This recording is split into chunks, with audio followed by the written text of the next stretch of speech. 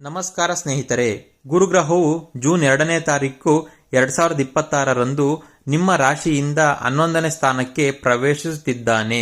ಇದು ಲಾಭ, ಆದಾಯ, ಆಸೆಗಳ ಈಡೇರಿಕೆ ಮತ್ತು ಸಾಮಾಜಿಕ ಸಂಪರ್ಕಗಳ ಸ್ಥಾನವಾಗಿದೆ.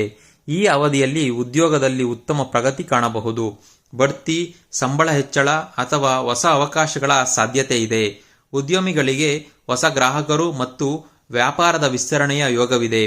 ಹಣಕಾಸಿನ ದೃಷ್ಟಿಯಿಂದ ಇದು ಅತ್ಯಂತ ಉತ್ತಮ ಸಮಯಗಳಲ್ಲಿ ಒಂದಾಗಿದೆ. ಆದಾಯ ಹೆಚ್ಚಾಗಬಹುದು ಮತ್ತು ಹೂಡಿಕೆಗಳಿಂದ ಲಾಭ ಸಿಗಬಹುದು.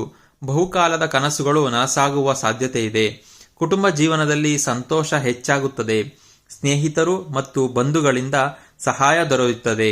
ಮದುವೆಯಾಗದವರಿಗೆ ಉತ್ತಮ ಸಂಬಂಧಗಳು ಬರಬಹುದು. ಆರೋಗ್ಯ ವಿಷಯದಲ್ಲಿ ಸಾಮಾನ್ಯವಾಗಿ ಉತ್ತಮ ಫಲಗಳು ಕಂಡುಬರುತ್ತವೆ, ಆದರೆ ಅತಿಯಾದ ಕೆಲಸದಿಂದ ಆಯಾಸ ಉಂಟಾಗದಂತೆ ನೋಡಿಕೊಳ್ಳಿ. ತಪ್ಪು ಸ್ನೇಹಿತರನ್ನು ಅಥವಾ ತ್ವರಿತ ಹಣದ ಆಮಿಷಗಳನ್ನು ನಂಬಬೇಡಿ.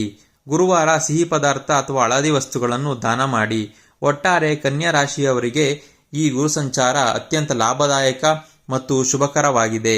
ಆದರೆ ವೈಯಕ್ತಿಕ ಜಾತಕ, ದಶಾಭುಕ್ತಿ, ಸರ್ವಷ್ಟಕ ಬಿಂದುಗಳು ಮತ್ತು ಇತರ ಗ್ರಹಗಳ ಸ್ಥಿತಿಯ ಆಧಾರದ ಮೇಲೆ ಫಲಿತಾಂಶಗಳು ಬದಲಾಗಬಹುದು.